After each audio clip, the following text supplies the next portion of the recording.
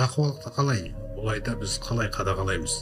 Сақтану деген нәрсе енді. Қарапайым бір үлгілерін алсақ, бірінші нәрсе ол Алла естіп тұр, Алла көріп тұр, Алла біледі.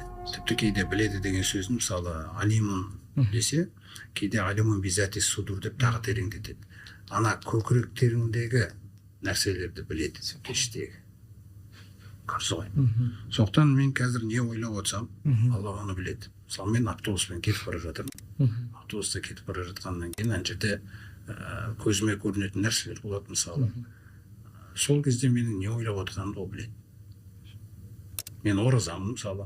Рамазан айында кішкене еске түсіру, бағана шайтандардың кісенделуі, аспанның есіктері ашылуы, жәннаттың есіктерінің ашылуының өзінен аура келеді мұъминге. Жай нәрсе емес ол. Шын ізденген адамға. Сондықтан мен автобустың ішінде кетіп бара жатқан кезде, мысалы мен ер адам болсам, ана жерде бір әйел адам кіріп келіп, сұлу бейнеде кіріп келді ма, бір хош иіспен кіріп келді ма дегендей нәрседе менің көзім сол жаққа қарай кетуі мүмкін, өйткені мен нәпсі дегендей нәрсе мысалы. Сол кезде Алла көріп тұр деген нәрсе. Сол нәрсемен жаңағы тыйылу. Оразам. Оразам менің жаңағы тек қана тамақпен, сумен болып жатқан жоқ. Ол айналадағы күллі жаңағы харам еткен нәрселердің өздері кемелдікке кетіп жатыр. Сол жердегі сіздің теріс қарауыңыз, ішіңізде жаңағы зікір жасап отыруыңыз мысалы деген нәрсе.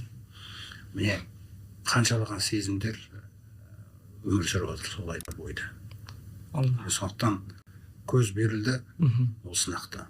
Құлақ берілді, ол да сынақты. Жүрек берілді, ол да сынақты. Мысалы ойлану қабілеттері берді, ол да сынақты.